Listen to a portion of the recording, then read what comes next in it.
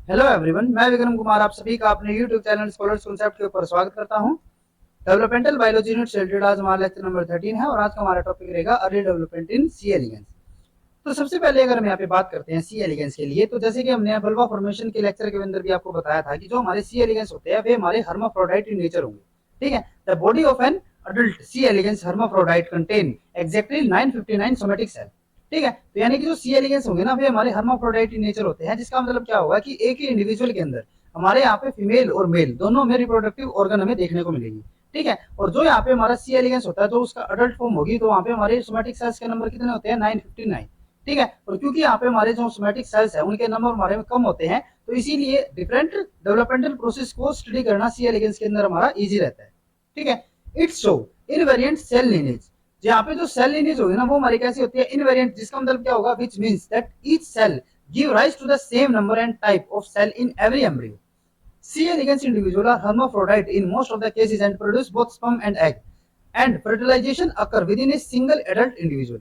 तो जैसे हमने यहाँ पे बताया कि जो हमारे सी एलिगेंस होते हैं वे हमारे हर्माफ्रोडाइट इन नेचर होते हैं, तो इसका मतलब क्या होता है कि एक ही इंडिविजुअल के अंदर हमें यहाँ पे मेल और फीमेल दोनों में रिप्रोडक्टिव ऑर्गन देखने को मिलेंगे। तो इसका मतलब क्या होगा कि हमें एक ही इंडिविजुअल के अंदर हमें यहाँ पे मेल और फीमेल दोनों में गैमेट्स भी देखने को मिलेंगे, यानी कि मेल गैमेट स्पर्म और जो फीमेल गैमेट एग होगा वो हमारा एक ही इंडिविजुअल के अंदर यहाँ पे बनेगा। ठीक है, तो इसी की वजह से जो हमारे सी एलिगेंस होते हैं ना वे हमारे क्रॉस फर्टिलाइजेशन और सेल्फ फर्टिलाइजेशन दोनों टाइप की फर्टिलाइजेशन शो कर सकते हैं। ठीक है, and fertilization occur within the single individual. तो इसका मतलब क्या होगा कि यहाँ पे क्योंकि एक ही इंडिविजुअल के अंदर हमारे यहाँ पे स्पर्म और एग दोनों ही प्रेजेंट है, तो इसीलिए जो यहाँ पे फर्टिलाइजेशन होगी ना वो हमारी इंटरनली होती है। ठीक है, in C elegans the sperm are small round unflagellated cells that travel slowly by amoeboid motion which are stored in the sperm theca. अब यहाँ पे क्या होता है, क्योंकि हमने जैसे पीछे ही बताया था कि जो हमारे सी एलिगेंस होते हैं, सी एलिगेंस के अंदर यहाँ पे जो हमारे स्पर्म होंगे ना वे हमारे नॉर्मली जैसे कैसे होते हैं स्पर्म, वे हमारे इलोंगेटेड और यहाँ पे हमारी फ्लैजिलेटेड होती है। लेकिन जो हमारे सी एलिगेंस होते हैं ना तो वहाँ पे हमारे जो स्पर्म्स होंगे वे हमारे स्मॉल राउंड और अनफ्लैजिलेटेड होंगे। ये आपको पॉइंट में याद रखना है, क्योंकि नॉर्मली यहाँ पे क्या होता है कि हमारी फ्लैजिला प्रेजेंट होती है, लेकिन अगर हम सी एलिगेंस की बात करते हैं तो वहाँ पे जो हमारे स्पर्म होंगे ना वे हमारे अनफ्लैजिलेटेड होंगे। ठीक है, और क्योंकि यहाँ पे फ्लैजिला प्रेजेंट नहीं होता तो इसीलिए यहाँ पे जो मोशन भी होगी ना या फिर जो स्पर्म्स की मोशन मूवमेंट भी होगी वो कैसी होती है? Amoeboid motion. ठीक है, which are stored in the sperm theca. और जो यहाँ पे हमारे स्पर्म्स होंगे ना मैच्योर स्पर्म वे हमारे कहाँ पे स्टोर होते हैं? स्पर्म थैका के अंदर। यहाँ पे क्या होता है कि जैसे कि अब यहाँ पे बात करते हैं सी एलिगेंस के लिए, तो सी एलिगेंस के अंदर जो हमारी इनिशियल स्टेज थी, ठीक है, यानी कि जो इनिशियली यहाँ पे इंडिविजुअल था अर्ली डेवलपमेंट के अंदर, तो वो हमारा कैसा होता है? मेल। ठीक है, अब मेल होगा तो यहाँ पे क्या करेगा? स्पर्म्स की प्रोडक्शन करेगा। ठीक है, जब यहाँ पे स्पर्म प्रोड्यूस हो जाते हैं तो कुछ टाइम के बाद यहाँ पे क्या होता है कि जो हमारा ये मेल था ना वो हमारा किसके अंदर कन्वर्ट हो जाता है? फीमेल के अंदर। ठीक है, अब जहाँ पे ये हमारे स्पर्म बने थे ना ये हमारे स्टोर कहाँ पे रहेंगे? स्पर्म थैका के अंदर। ठीक है, जब ये जो इंडिविजुअल होगा ये हमारा फीमेल के अंदर कन्वर्ट हो जाएगा तो ये क्या करेगा? एग की फॉर्मेशन करेगा। और जो ये एग हो गए ना, अब ये स्पर्म थैका के जब कॉन्टेक्ट में आएंगे, स्पर्म थैका के अंदर यहाँ पे क्या है? हमारे मैच्योर स्पर्म है। ठीक है, तो ये क्या करेंगे? जब यहाँ पे स्पर्म थैका के कॉन्टेक्ट में आएंगे तो स्पर्म्स के साथ फ्यूज हो जाएंगे और यहाँ पे क्या करेंगे? जाइगोट की फॉर्मेशन करते हैं। ठीक है, the egg rolling through the sperm theca containing mature sperm and fused with the sperm। अब यहाँ पे क्या होता है कि जो हमारे एग की फॉर्मेशन जब हो जाएगी, जब यहाँ पे फीमेल के अंदर कन्वर्ट हो जाएगा तो यहाँ पे फीमेल गैमेट की फॉर्मेशन करेगा, यानी कि जब ये एग की फॉर्मेशन करेगा तो जब यहाँ पे एग होगा ना वो हमारा एग यहाँ से जब बाहर निकलने की कोशिश करेगा, यानी कि जिस इंडिविजुअल से अगर ये बाहर निकलने की कोशिश करता है तो उसके बीच में यहाँ पे क्या आता है? ये आता है हमारे यहाँ पे स्पर्म थैका। ठीक है, जैसे कि आप यहाँ पे देख सकते हो ये हमारी यहाँ पे ओवरी स्ट्रक्चर हो जाती है। ठीक है, तो ओवरी स्ट्रक्चर से यहाँ पे क्या होता है? यहाँ से हमारे जो एग होंगे वो रिलीज होंगे। ये एग जब ये बाहर निकलने की कोशिश करेंगे ना तो यहाँ पे बीच में क्या आता है? स्पर्म थैका आएगा। ठीक है, स्पर्म थैका के अंदर हमारे यहाँ पे क्या होते हैं? मैच्योर स्पर्म्स होंगे। तो ये क्या अल्टीमेटली किसके अंदर कॉन्टेक्ट में आ जाएंगे? ये हमारे मैच्योर स्पर्म के अंदर कॉन्टेक्ट में आएंगे, और जब ये मैच्योर स्पर्म के कॉन्टेक्ट में आएंगे तो यहाँ पे क्या हो जाएगी? गैमेट्स की फ्यूजन हो जाएगी, और फ्यूजन के बाद यहाँ पे क्या होता है? जाइगोट की फॉर्मेशन हो जाती है। ठीक है, अब उसके बाद जो यहाँ पे इनिशियल डेवलपमेंट भी होगी ना, यानी कि जो इनिशियल डिवीजन भी होती है वो कहाँ पे हो जाती है? जो यहाँ पे इंडिविजुअल होगा उसी की बॉडी के अंदर, यानी कि इंटरनली। ठीक है, और कुछ डिवीजन के बाद ये क्या होगा? जो यहाँ पे हमारा जाइगोट या फिर जो अर्ली एम्ब्रियो होगा वो वल्वा के थ्रू यहाँ से रिलीज हो जाता है। ठीक है, after fertilization with the sperm, the fertilized egg prevent polyspermy by rapidly forming a layer of chitin। जैसे यहाँ पे एक एग होगा, एग के साथ यहाँ पे फर्स्ट स्पर्म की एंट्री हो जाएगी इसके अंदर, तो यहाँ पे जो इसकी लेयर होगी ना, सेल मेम्ब्रेन होगी, उसके ऊपर यहाँ पे किसकी फॉर्मेशन हो जाती है? एक काइटिन लेयर की, जो क्या करेगा? पोलिस्पर्मी से इसको प्रिवेंट करेगा। This fertilized egg undergo early division inside the body and late is it excluded through the vulva. यहाँ पे जो अर्ली डिवीजन होगी वो कहाँ पे होगी? Inside the body. ठीक है, और उसके बाद ये क्या हो जाएगा? वल्वा के थ्रू यहाँ से रिलीज हो जाता है। ठीक है, अब उसके बाद अगर हम यहाँ पे जायगोट के बाद जो भी यहाँ पे एम्ब्रियो फॉर्मेशन होती है, तो उस टाइम की अगर हम यहाँ पे बात करते हैं, तो this zygote of the C elegans show rotational holoblastic cleavage. जो सी एलिगेंस होते हैं उसके अंदर जो जायगोट होगा ना, उसके अंदर हमारी जो क्लीवेज होती है वो कैसी होती है, rotational holoblastic cleavage. At early stage cleavage, asymmetrical division occur and each division produce one founder cell denoted A, B, E, M, S, C and D that produce the differentiated descendant and one stem cell, the P1 to P4 lineage। अब यहाँ पे जो early division है उसके अंदर यहाँ पे जो डिवीजन होगी, जैसे कि यहाँ पे मान के चल रहा है कोई एक हमारा जायगोट ही हो गया ये, ठीक है, जायगोट का हमारा सिंगल सेल है, तो इसके अंदर यहाँ पे जो डिवीजन होगी ना, तो उसके अंदर हमारे यहाँ पे दो टाइप के सेल बनेंगे, एक तो यहाँ पे बनता है फाउंडर सेल और एक यहाँ पे बनता है स्टेम सेल। ठीक है, तो यहाँ पे अगर हम फाउंडर सेल की बात करते हैं, तो फाउंडर सेल में क्या होगा कि ये हमारा किसी डिफरेंशिएटेड डिसेंडेंट यानी कि किसी डिफरेंशिएटेड ऑर्गन की फॉर्मेशन करेगा, और जो यहाँ पे हमारा स्टेम सेल होगा ना, वो क्या करेगा, फर्दर आगे डिवाइड होके एक फाउंडर सेल दोबारा से यहाँ पे प्रोड्यूस करेगा और एक यहाँ पे क्या कर देगा, ये स्टेम सेल की फॉर्मेशन करेगा। फर्दर यहाँ पे क्या होगा, जो हमारा फाउंडर सेल होगा वो किसी पर्टिकुलर ऑर्गन की फॉर्मेशन करेगा, और जो हमारा स्टेम सेल होगा वो फिर से डिवाइड होके किसी फाउंडर सेल की और एक यहाँ पे स्टेम सेल की प्रोडक्शन कर देता है। ठीक है, उसके अलावा यहाँ पे जो हमारा फाउंडर सेल भी होगा ना, वो हमारा यूं नहीं है कि डायरेक्टली ये हमारा यहाँ पे एक फाउंडर सेल बना और ये किसी पर्टिकुलर ऑर्गन की फॉर्मेशन कर रहा है, ऐसा नहीं होगा। ये भी हमारा अलग अलग यहाँ पे सेल की फॉर्मेशन कर देता है और वो हमारा अलग अलग यहाँ पे ऑर्गन्स की फॉर्मेशन कर सकता है। ठीक है, आगे हम देखते हैं ये किस टाइप से हमारी डिवीजन रहती है। ठीक है, तो यहाँ पे क्या हो रहा है कि जब यहाँ पे अर्ली डिवीजन थी, तो वहाँ पे जो हमारी सेल डिवीजन होती है, तो वहाँ पे हमारा एक स्टेम सेल और एक हमारा फाउंडर सेल की यहाँ पे फॉर्मेशन होती है। The anterior posterior axis is determined before the first cell division. अब यहाँ पे क्या होता है, जैसे कि हम यहाँ पे सपोज करके चल रहे हैं कि ये एग हो गया, ठीक है, तो यहाँ पे जब फर्स्ट सेल डिवीजन होगी, तो उसके बाद क्या होगा, जैसे कि हम यहाँ पे सपोज करके चल रहे हैं कि ये हमारी फर्स्ट सेल डिवीजन हो जाती है, तो इसके अंदर क्या होगा, एक हमारे यहाँ पे एंटीरियर पोल होगा और एक हमारे यहाँ पे पोस्टीरियर पोल होगा, यानी कि यहाँ पे जो दो सेल बनेंगे उसमें से एक हमारा क्या होगा, एंटीरियर सेल, और एक यहाँ पे क्या हो जाता है, पोस्टीरियर सेल। लेकिन अगर हम यहाँ पे सी अर्चिन के केस की बात करते हैं, तो यहाँ पे जो हमारी एंटीरियर और पोस्टीरियर एक्सिस की यहाँ पे फॉर्मेशन होनी है, यानी कि उसकी डिटर्मिनेशन होनी है, वो हमारी फर्स्ट सेल डिवीजन से पहले ही हो जाएगी। यानी कि यहाँ पे अभी तक सेल डिवीजन नहीं हुआ है, लेकिन पहले यहाँ पे क्या डिसाइड हो चुका है कि हमारे यहाँ पे कौन सा एंड यहाँ पे एंटीरियर एंड होगा और कौन सा यहाँ पे पोस्टीरियर एंड होगा।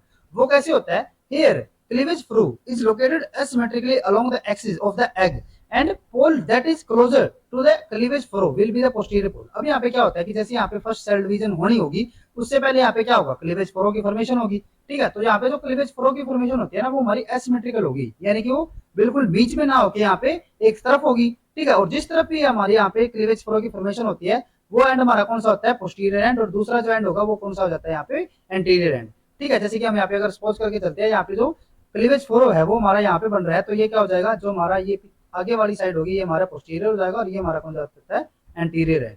ठीक है, तो यानी कि हमारे यहाँ पे जो एंटीरियर और पोस्टीरियर एक्सिस की फॉर्मेशन होनी है ना, या फिर उसकी जो डिटर्मिनेशन हो रही है, वो हमारी फर्स्ट सेल डिवीजन से पहले ही हो जाएगी। ठीक है, अब क्या होता है, the first cell cleavage form the anterior founder cell AB and a posterior stem cell P1।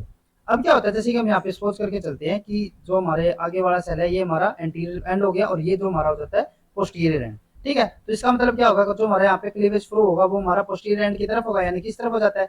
तो यहाँ पे जो फर्स्ट सेल डिवीजन होगी ना, उसके बाद हमारे यहाँ पे जो दो सेल्स बनेंगे, तो एक हमारा जैसे कि ये सेल बन गया और एक हमारा यहाँ पे स्मॉलर सेल होगा।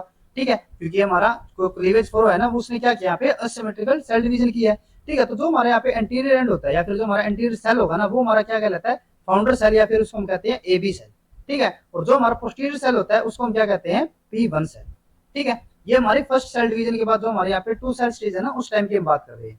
ठीक है, अब क्या होता है, the founder cell AB divide equatorially to produce ABA and ABP, while P1 cell divide meridionally transversely to produce another founder cell EMS and posterior stem cell P2। ठीक है, अब यहाँ पे क्या होता है, अब जो हमारा यहाँ पे जाइगोट था, ठीक है, जाइगोट सेल से यहाँ पे क्या हुआ था, जैसे कि ये जाइगोट सेल हो गया। ठीक है, यहाँ से हमारे क्या बने थे, एक हमारा यहाँ पे AB सेल बना था, ठीक है, और दूसरा यहाँ पे क्या बना था, P1 सेल बना था।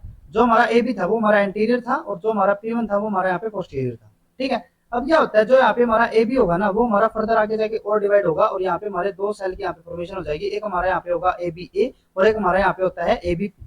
ठीक है, तो जो हमारा ABA होगा ना, वो हमारा कैसा होता है, एंटीरियर साइड में। ठीक है, और ये हमारा क्या होगा, अगर हम इन दोनों में से कंपेयर करके चलते हैं, तो ये हमारा पोस्टीरियर साइड पे। ठीक है, जो हमारा A है ना, अब ये जैसे कि AB हो गया, तो A हमारे यहाँ पे किसको डिनोट कर रहा है, एंटीरियर साइड, और P हमारे यहाँ पे क्या कर रहा है, पोस्टीरियर साइड को डिनोट कर रहा है। ठीक है, उसके अलावा जो हमारे यहाँ पे P1 सेल होगा ना, वो भी हमारे यहाँ पे डिवाइड करके दो सेल्स की फॉर्मेशन करता है, जैसे कि हमने आपको पहले ही बताया था, एक हमारे यहाँ पे क्या होगा, फाउंडर सेल होगा और एक यहाँ पे हमारा स्टेम सेल होगा। तो जो हमारा फाउंडर सेल होता है ना, वो हमारा कौन सा होता है, EMS। और जो यहाँ पे स्टेम सेल होगा वो हमारा क्या हो जाता है P2।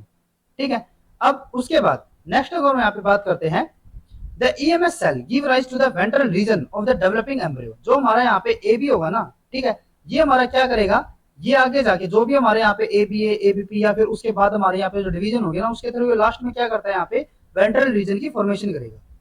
ठीक है, अडल्ट यहाँ पे सी एलिगेंस बनेगा, उसका जो यहाँ पे वेंट्रल रीजन होगा ना, वो कौन प्रोड्यूस करता है, AB।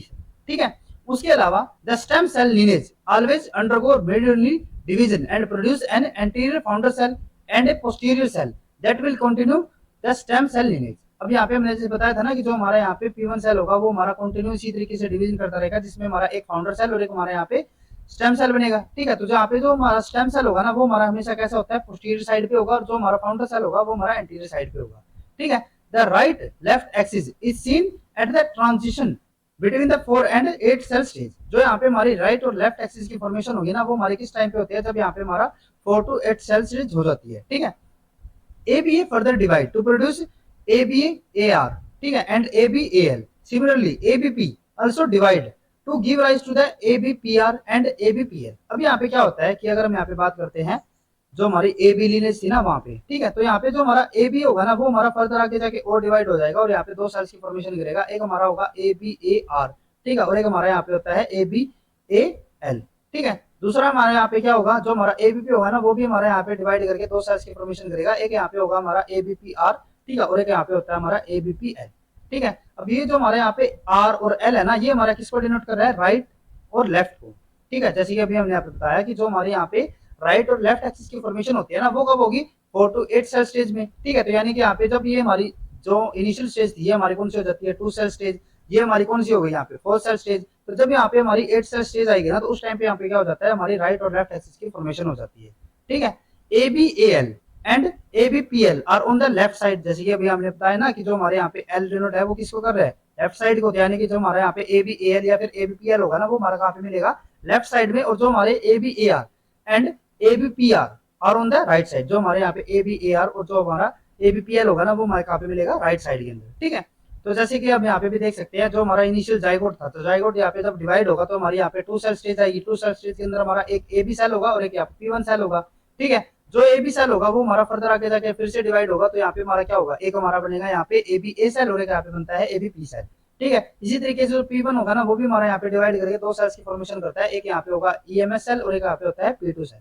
ठीक है, अब फर्दर ये हमारी कौन सी हो जाती थी, यहाँ पे 4 सेल स्टेज। जब यहाँ पे 8 सेल स्टेज होगा तो क्या होगा, जो हमारा यहाँ पे ABA सेल होगा ना, वो हमारा फर्दर डिवाइड होके एक हमारे यहाँ पे ABAR और एक यहाँ पे हमारा ABAL सेल की फॉर्मेशन कर देगा। सिमिलरली यहाँ पे जो हमारा ABP सेल होगा वो भी हमारा यहाँ पे डिवाइड होके दो सेल्स की फॉर्मेशन करता है, ABPR और ABPL सेल्स की। ठीक है, अब अगर हम दूसरी तरफ यहाँ पे बात करते हैं P1 लीनेज की, तो यहाँ पे जो हमारा EMS सेल जो बनाता है वो हमारा डिवाइड करके यहाँ पे दो सेल्स की फॉर्मेशन करेगा। एक हमारा यहाँ पे होगा MS और एक हमारा यहाँ पे होता है E सेल। ठीक है, जो हमारा P2 होगा, ठीक है, ये हमारा क्या था, स्टेम सेल था। ठीक है, तो जब ये यहाँ पे डिवाइड होगा तो एक यहाँ पे क्या करेगा, फाउंडर सेल, यानी कि यहाँ पे क्या करेगा, C सेल की फॉर्मेशन कर देता है, और दूसरा जो होगा वो हमारा कौन सा हो जाता है, यहाँ पे स्टेम सेल। ठीक है, अब अगर हम यहाँ पे बात करते हैं ABA सेल की, तो यहाँ पे ये फर्दर डिवाइड होकर यहाँ पे किसकी फॉर्मेशन करता है, फेरिंग्स, हाइपोडर्मिस, ठीक है, और न्यूरॉन सेल्स की।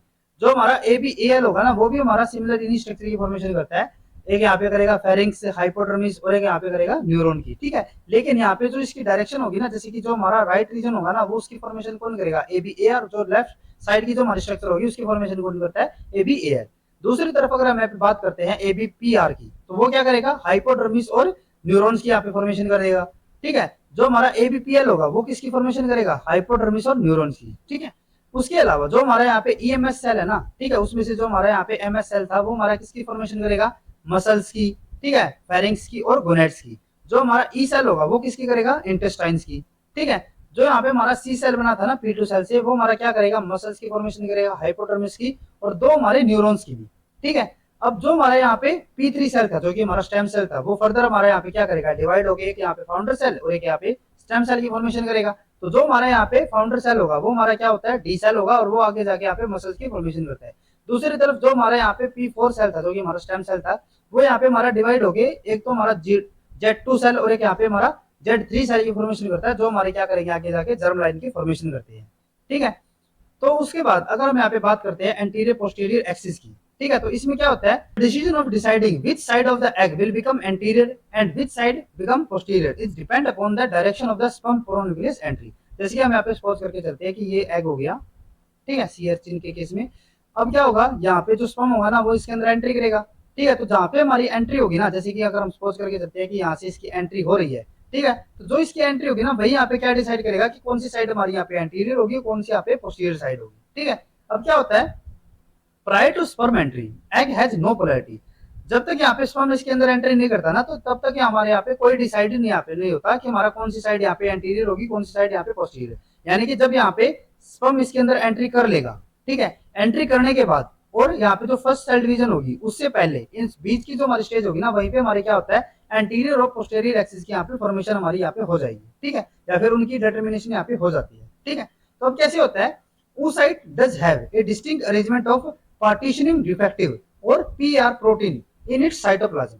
जो यहाँ पे एग होगा ना, जो कि हमारा अनफर्टिलाइज एग है अभी, ठीक है, अभी हमें यहाँ पे नो था कि हमारा कौन सी साइड यहाँ पे एंटीरियर होगी, कौन सी साइड हमारे यहाँ पे पोस्टीरियर होगी। तो जो हमारे यहाँ पे अनफर्टिलाइज oocyte होगा, ठीक है, या फिर एग जो होगा, उसके अंदर हमारे यहाँ पे क्या होते हैं, हमें यहाँ पे देखने को मिलते हैं पार्टीशनिंग डिफेक्टिव, यानी फिर हमारे PR प्रोटीन, ठीक है। तो ये जो हमारे प्रोटीन होंगे ना, वो हमारे कहाँ पे मिलते हैं, हमें साइटोप्लाज्म के अंदर मिलेंगे, ठीक है। PKC यानी कि protein kinase C restrict PR1 and PR2 to the internal cytoplasm by phosphorylating them। अब जो हमारे यहाँ पे डिफरेंट PR प्रोटीन थे ना, जो कि हमें साइटोप्लाज्म के अंदर देखने को मिल रहे थे, तो अभी यहाँ पे क्या होता है कि जो हमारा PKC होगा ना, वो PR1 और PR2 को जो इंटरनल साइटोप्लाज्म होगा ना, यानी कि जो बीच का हमारा जो साइटोप्लाज्म होता है उसको हम इंटरनल साइटोप्लाज्म बोलेंगे, और जो हमारे यहाँ पे सेल मेम्ब्रेन के जो हमारा साथ रीजन का होगा वो हमारा कौन सा होता है, कोर्टिकल साइटोप्लाज्म, ठीक है। तो जो हमारे यहाँ पे PKC या फिर हमारा प्रोटीन काइनेज 3 होता है ना, वो क्या करता है, जो हमारे PAR1 होगा, जैसे कि यहाँ पे हम सपोज करके चलते हैं कि ये हमारा इंटरनल हो गया और ये जो हमारी आउटर साइड है वो हमारी कोर्टिकल हो जाती है, ठीक है। तो ये जब हमारा इंटरनल होगा ना, तो इसके अंदर हमें क्या देखने को मिलता है, PA और PR2, ठीक है। और इनको यहाँ पे रिस्ट्रिक्ट कौन करके रखा हुआ है, यानी कि जो हमारे यहाँ पे 1 और 2 है ना, ठीक है, इनको इंटरनल साइटोप्लाज्म के अंदर कौन रिस्ट्रिक्ट कर रहा है, हमारा यहाँ पे PKC, ठीक है, यानी कि PKC3। तो ये क्या करता है, जो हमारे यहाँ पे PR1 और PR2 होगा ना, उनको फॉस्फोराइलेट करके उनको इंटरनल साइटोप्लाज्म के अंदर ही रखेगा, ठीक है। PR3 and PR6 interact with the PKC and uniformly distributed in the cortical cytoplasm before the sperm entry. तो जब तक यहाँ पे स्पर्म की एंट्री नहीं होती ना, तो तब तक यहाँ पे क्या होगा, हमारा जो 1 और 2 है ना, वो तो हमें इंटरनली मिल रहा है, ठीक है। जो हमारे PR3 और PR6 होगा ना, यानी कि जो हमारे 3 और 6 होगा, वो हमें कहाँ पे देखने को मिलते हैं, कोर्टिकल रीजन के अंदर, ठीक है। अब क्या होता है, the sperm centrosome contact with a cortical cytoplasm through its microtubule and initiate cytoplasmic movement that pushes the male pronucleus to the nearest end of the oblong oocyte। अब यहाँ पे क्या होता है कि जो स्पर्म्स होंगे ना, उसके जो सेंट्रोसोम होगा वो किसके कांटेक्ट में आएगा, कोर्टिकल साइटोप्लाज्म के, ठीक है। और वहां पे वो क्या कर देता है, वो हमारा यहाँ पे साइटोप्लाज्मिक मूवमेंट को स्टार्ट करेगा, जिससे हमारा क्या होगा, जो मेल प्रोन्यूक्लियस होगा ना, वो हमारा नियरेस्ट एंड, यानी कि जो हमारे यहाँ पे साइटोप्लाज्म होगा, ठीक है, उसके अंदर ये एंट्री करना स्टार्ट कर देगा, ठीक है। और जहां से इसकी एंट्री होगी, जैसे हम यहाँ पे सपोज करके चलते हैं कि हमारी जो एंट्री हो रही है ना, वो हमारी इस साइड से हो रही है स्पर्म की एंट्री, ठीक है। तो जो हमारी यहाँ पे एंट्री होगी ना, जिस साइड से भी, वो हमारी साइड कौन सी होगी, यहाँ पे फ्यूचर में जाके पोस्टीरियर साइड, और जो इसकी अपोजिट होगी वो हमारी कौन सी हो जाती है, एंटीरियर साइड। अब ये हमारी किस तरीके से रहता है, the sperm microtubule protect the PR2 and PR1 from phosphorylation and they both appear in the cortical region। अब क्या होता है कि जैसे हमारे यहाँ पे जो स्पर्म होगा वो इस एग के अंदर एंट्री कर लेगा, तो उसके अंदर जो हमारे यहाँ पे स्पर्म था ना, स्पर्म के अंदर हमारे यहाँ पे क्या थे, जो हमारे यहाँ पे डिफरेंट टाइप के माइक्रोट्यूबल्स थे, ठीक है। तो जो यहाँ पे माइक्रोट्यूबल होते हैं ना, वो क्या करेगा, यहाँ पे जो PR2 और PR1 जो कि हमें इंटरनल साइटोप्लाज्म के अंदर हमें देखने को मिल रहे थे, वे हमारे अब इनकी फॉस्फोराइलेशन से इसको प्रोटेक्ट करके वो इनको कहाँ पे लेके आएगा, जो हमारे यहाँ पे कोर्टिकल रीजन होगा वहां पे, ठीक है। यानी कि जो हमारे यहाँ पे 1 और 2 होगा ना, अब ये हमारे कहाँ पे मिल रहे हैं, पूरे ये पूरे साइटोप्लाज्म, यानी कि हमें इंटरनली भी और कोर्टिकल रीजन के अंदर भी, ठीक है। अब उसके बाद क्या रहता है, later after the first zygotic division PR3 and PR6 are found in the anterior cell AB cell while the PR1 and PR2 in the posterior cell P1 cell. अब क्या होता है, जब यहाँ पे हमारी फर्स्ट सेल डिवीजन हो जाएगी, तो उसके बाद हमारे यहाँ पे क्या बताया था हमने, हमारे यहाँ पे 2 टाइप के सेल बनेंगे, ठीक है। एक हमारे यहाँ पे कौन सा होगा, एंटीरियर सेल होगा, ठीक है। जैसे यहाँ पे क्या हो जाता है, एक हमारे यहाँ पे एंटीरियर सेल हो गया, यानी कि AB सेल हो गया, और एक यहाँ पे कौन सा होता है, हमारा पोस्टीरियर सेल, यानी कि हमारा P1 सेल हो गया।